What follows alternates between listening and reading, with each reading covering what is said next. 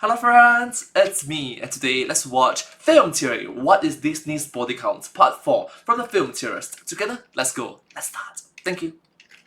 Disney is deadlier than you think. Yeah, if you count up all of the deaths across their entire film canon, it's way higher than you expect. There's almost too many deaths to keep track of, but someone's gotta do it. Film Theory. Hello Internet, welcome to Film Theory, the show that's been ruining your childhood for over 10 years. Yep, 10 years. A whole decade of it, so... Sorry. Hello Internet, welcome to Film Theory. In case you missed it, this June is the 10-year anniversary of Film Theory. We have something really cool planned for later in the year that we just couldn't quite get done in time, so keep your eye out for that. But in the meantime, I wanted to take a look back at one of the most popular videos we've ever done on the channel, our Disney Death Count series. Yeah, in case you haven't seen these, Matt and the team wanted to do a theory figuring out which Disney movie was the deadliest, and it turned into a much bigger project than they were expecting, spanning over an hour of content across 3 videos. They really killed it in that series, pun intended, and believe me, I know for a fact that it was a lot of work. And their conclusion? Disney's dinosaur took home the most kills, with at least 300,005 deaths, mostly because of the lemurs killed on Lemur Island when it went up in flames. Honestly, I always thought that was hilarious, because this is likely the only award that Disney's dinosaur is ever going to get, but also, it made me wonder, surely that can't be right? Surely, something else could win here, especially as more movies have come out and we've seen big films with big conflicts in them. We're talking Raya, Frozen 2, Strange World. Surely something can beat Dinosaur, and I want to see if that's the case. But, well, here's the thing. Let me just say that I thought that this was going to be a fun, quick, simple video. Let's just count up the deaths in the new movies and do a part 4 to see if Dinosaur can be driven to extinction. But, well, you know how sometimes you go back and rewatch stuff and notice something completely new and different? Well, when the team and I jumped back in to watch all of the Disney movies for our Disney timeline theory last year, go check that out by the way, we noticed a lot of new stuff. Stuff that I know Matt didn't cover in the previous videos. So, yeah, a good portion of this video is gonna be me pulling my best YouTube commenter impression, pushing up my glasses and saying, actually. Just saying, if we're doing this, we're doing it right, we gotta be thorough. So, which Disney movie is actually the deadliest? Grab your popcorn and watch along, loyal theorists. This is gonna be a long one. So in case you... So, yeah. Actually... Sorry. Sorry. Don't remember, and I mean fair, it's been like 6 years since we did those old videos. Here are the rules we laid out for this challenge. Rule number 1, we're only counting deaths of sentient beings, because things get weird otherwise. Like, there are plenty of animals in the Disney canon, and they are not all created equally. Some rabbits are just rabbits, some dogs are just dogs, and yet, in other places, they are clearly thinking, feeling beings who can communicate those thoughts and feelings. So, yep, Zootopia, boat. For our purposes today, we're drawing the line here. If an animal can speak, or if they act as intentionally driven characters, they count for this theory. If they don't, they don't. Oh, and just real quick, but for my science nerds out there, sentient might be the wrong word here. Sentient applies to the ability to experience feelings and sensations, while sapient refers to the ability to be conscious and self-aware, forming thoughts and communicating feelings. But that's word nerd stuff, so we're just gonna move on. Rule number 2, we will only count deaths that actually happen during the time frame of the movie. Nothing that happens before or after the runtime will count. And rule number 3, we will only count kills caused by the characters or events in the movies. This is mainly to avoid counting all of the people who should have died during the runtime of a movie outside of the events of the film from, like, natural causes. You know, just like regular people on the other side of the world dying from, like, old age or whatever. This also means that we have to exclude stuff like all of the people who would have died from the Noah's Ark sequence from Fantasia 2000, since the short only followed the living things that get on that boat. Well, except for the dragon, unicorn, and griffin all laughing up a storm, they definitely didn't survive. Oof, we'll need to add those 3 bozos to the tally. Also, a small but important one here. Rule number 4, we won't be counting any deaths that are undone. So if a character does die but is somehow revived through Disney magic, they're off the table. All that being said, we do need to change one of the old rules slightly here. See, back during that original trilogy of theories, we didn't count the sequels or spin-offs to these movies. This was mostly so we wouldn't need to count or watch most of the old straight-to-DVD sequels like Cinderella 2 or The Lion King 1.5, or TV spin-offs like Aladdin and Tangled and the like. Basically, we wanted to avoid something really disappointing like Bambi 3 winning because of something stupid that happened in those movies. But this did end up taking 2 main Disney films out of contention, The Rescuers Down Under and Ralph Breaks the Internet. For the most part, this didn't really impact much of anything because there weren't a ton of these sequels from Disney's main studio, but from 2018 to 2027, half of the Disney film lineup is sequels. We're talking Frozen 2, Zootopia 2, Moana 2, Frozen 3, and with original movies like Raya and the Last Dragon, Strange World, and Wish bombing, we might just need to accept that sequels are going to be a big part of Disney's output moving forward. So as a compromise here, we're only going to be counting films made by Walt Disney Animation Studios. That's Disney's main animation company and covers what is known as the Disney canon. This will let us count all of Disney's main movies while ignoring all of those sequels and spin-offs that are of a much lower quality, thank God. So with all of that said, first things first, we need to double check all of the previous work because there are some corrections we have to make. We previously calculated that there were a total of 344,031 deaths throughout all of Disney's canon, but there are a few issues with that number, mainly that the numbers that we add up don't actually add up to that number. Hey man, math's hard and we've all made typos, it happens. For example, at one point we mentioned that there were 41 deaths across all of the films we talked about in part 1, despite listing 54 specific deaths at that point. It's a small error, it happens, but I want to make sure that we get you the most accurate number possible here. So to make sure of that, we did what any good theorist would. We made a spreadsheet. So what exactly do we need to clarify here? Well, first up, we mistakenly counted Marshmallow's death in Frozen, but totally overlooked the after credits scene where Marshmallow is shown alive and well. He also shows up in Frozen 2 just to further bring that point home. So we're gonna have to subtract 1 death from that previous total, going from 33 to 32. We're also going to throw in those 3 laughing mythological creatures from Fantasia 2000 that I mentioned earlier, since they did not have the last laugh when the flood came. Last year's Moana 2 also showed that the Kakamora survived their skirmish with Moana and Maui, and we know that these are the same Kakamora because they have the same leader, so we'll need to subtract 260 deaths there too. In Treasure Planet, we thought that all of the patrons in the destroyed inn from the beginning were also part of the body count, but most of them then showed up again in the last few minutes of the movie, so we're gonna assume that all of them survived, bringing that total to just 1,008. And in Brother Bear, we had no issue counting up the amount of fish eaten, but somehow forgot to count the main character's brother and Coda's mama bear. Oops. And just to show that we really dotted our I's and crossed all of our T's here, I want to mention all of the big movies that we didn't call out last time. First up, the Aristocats, Bolt, Lilo and Stitch, the original Fantasia, The Adventures of Ichabod and Mr. Toad, and Meet the Robinsons all have 0 deaths in them. And just to nip this in the bud, Ichabod's fate is a bit ambiguous, but we don't see a body, so we're not gonna count that one there. As for low death movies, well, there's Beauty and the Beast, which sees Gaston fall to his death. The thief Jafar sends into the Cave of Wonders in Aladdin also bites it, or I guess gets bitten. Kocoum gets shot in Pocahontas, Tadashi gets blown up in Big Hero 6, and Cinderella's father passes away at the very start of that film. Todd's mother from The Fox and the Hound gets shot off screen Bambi's mother style, while the bear takes a nasty tumble that likely kills him. Woodland animals are sapient in this movie, so both of those count. This movie also gets the award for the saddest letting a pet go for its own good scene in literally any movie I've ever seen. I cry every time, man. Though we briefly mentioned Melody Time in our very first video and how Little Toot caused a pretty nasty accident when he crashed a ship into New York City, that actually didn't cause any deaths. If it had, the flags we see later in the movie would have been in half-mast to mourn the loss of life. But there were other deaths that we didn't count, including Johnny Appleseed, who passes away from old age, and Pecos Bill's girlfriend, who gets blasted to the moon. So that's 2 right there. I was also a bit surprised that we glossed over the Black Cauldron in our previous videos because it's widely seen as Disney's darkest movie. Surely it has a ton of kills, right? Well, not so. Yeah, it has a lot of dead things, but not a a whole lot actually dies during the runtime of the movie. The Army of the Dead do take out 2 randos, and the Horned King falls victim to the Cauldron's power, but that's about it. Gollum ripoff Gurgi does die in the Cauldron too, but comes back to life at the very end of the movie, so the Black Cauldron only adds 3 to the total tally. Now here's where I think the death count is really gonna surprise you. The Princess and the Frog. Yeah, what might seem like a pretty lighthearted princess fare on the outside is actually a pretty dark story when you really break it down. Like Rabe, the lovable firefly, gets crushed by Dr. Facilier.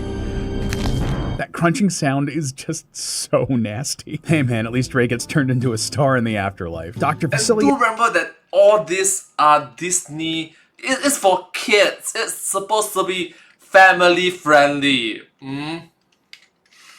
also meets his own terrible fate when the voodoo forces come to collect what they're owed. And we're gonna count his death as 2 deaths though, because his shadow appears to be an independent sapient being that shares the villain's fate. And since we're counting living shadows, we gotta add the 4 shadow creatures that Mama Odie vanquishes, and then the 4 that Ray takes out, bringing this film's total to 11. The numbers all go to 11. The Emperor's New Groove is also surprisingly deadly when you sit and think about it. How so? Well, first off, there are 6 guards that get turned into animals by Yzma's potions, 5 of which met their untimely end when they jumped down a drain in pursuit of Cusco and Pacha. Come on, man! Nobody lives forever!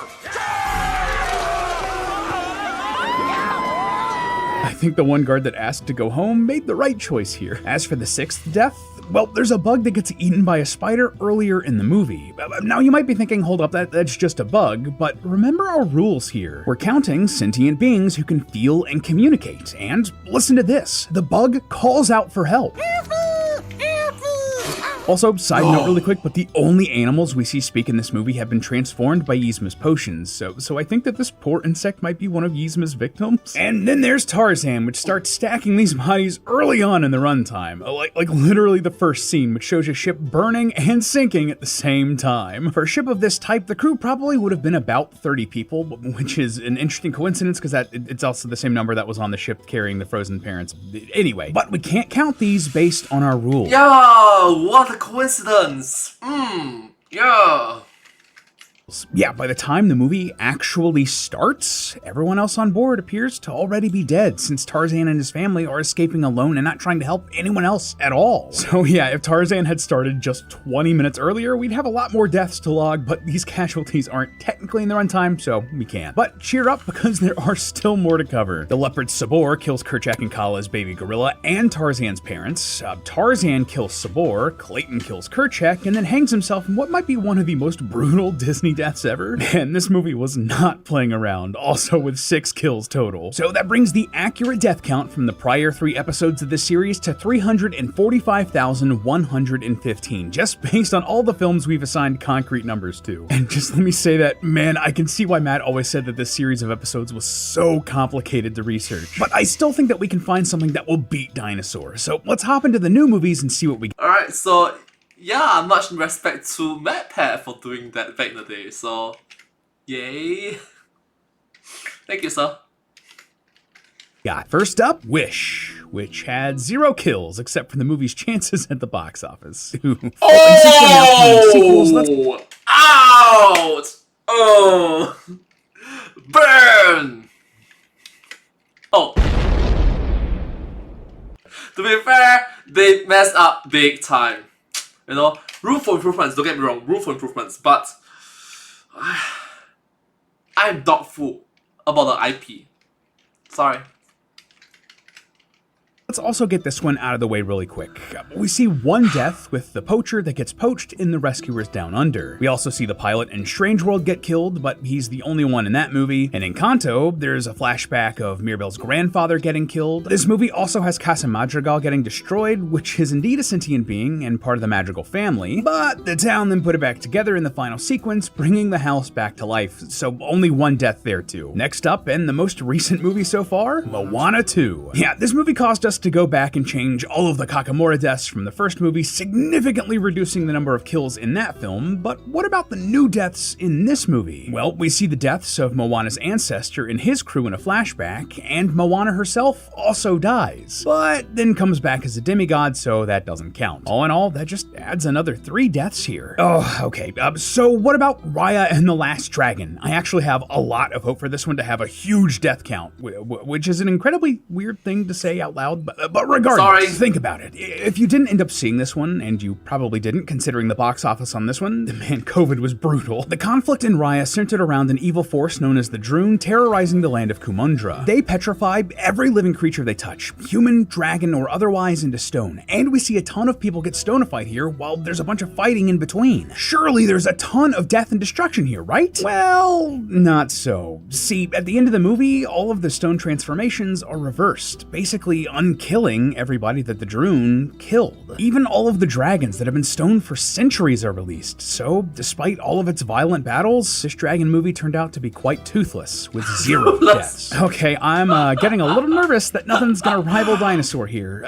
Maybe we can find some hope in Frozen 2? I mean, a violent battle broke out between Arendelle and Northuldra, right? Well, sure, but the forces of nature intervened right away to shut that fighting down, but not before these 2 guys take a tumble off the side of a cliff. I'm also gonna say that the right-hand man of Elsa and Anna's grandfather also died in this battle, because if he'd survived, he could have told someone about the grandfather's evil scheme and that the dam he built was the reason that nature sealed off the forest. Elsa also briefly dies, taking Olaf, Marshmallow, and all of her other creations with her, but this is temporary and they're all brought back by the post-credits scene, which we did watch this time. We live! So, that's just 3 total for Frozen 2. Man, so far, most of these films had a smaller death count than I was expecting, like especially with Raya. I thought for sure we'd have something to rival Dinosaur, and well, there is one movie that does rival it. It actually completely overshadows it, believe it or not. Yeah, the deadliest movie Disney's ever released. Drumroll, please.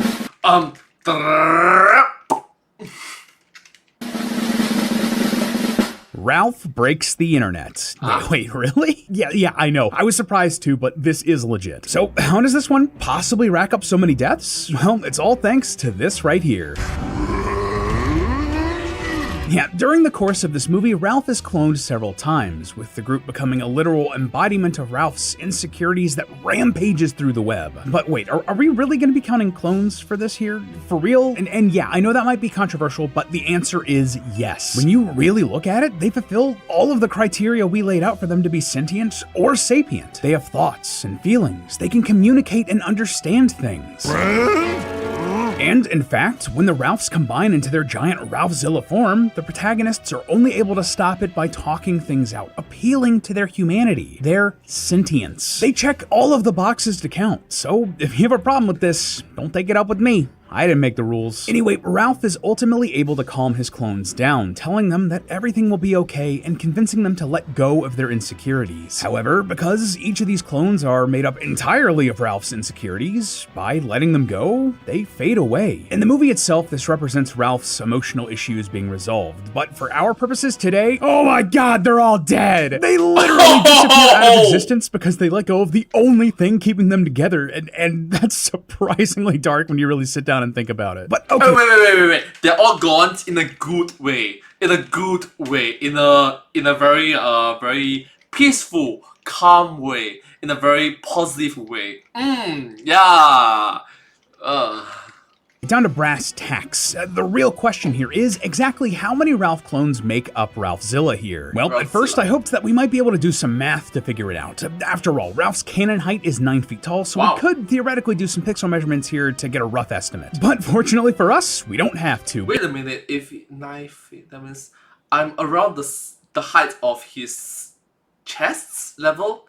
My height is his chest level. My eyeballs is around his solar plex. My eyeballs is around his solar plex level. Wow.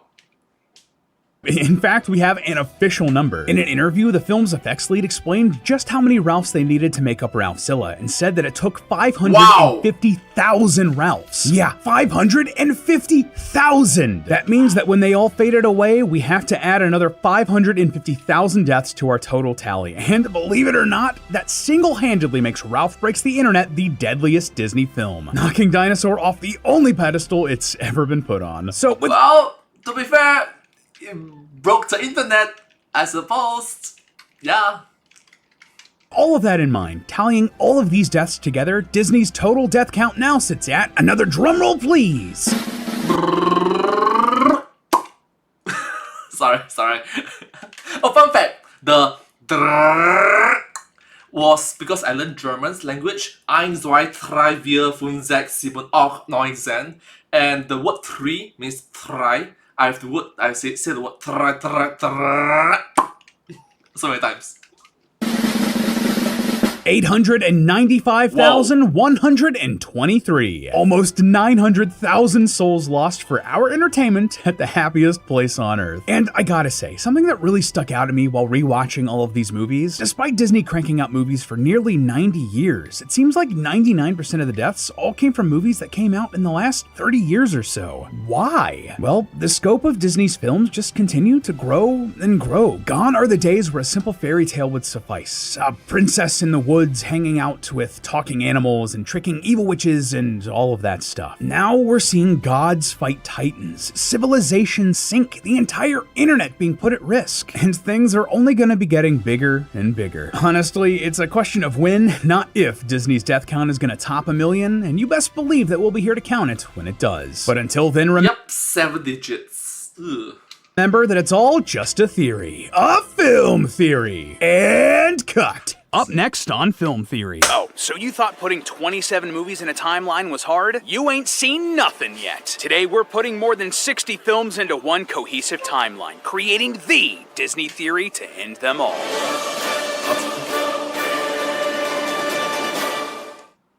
But hey, that's just a theory. A film theory. And cut. Thank you. Subscribe. Thank you. Much respect to you, Lee. And thank you so much, MadPat. Thank you so much, everybody involved in the Film Theorist team for this video. Thank you all so much. Hope you guys enjoyed. Subscribe.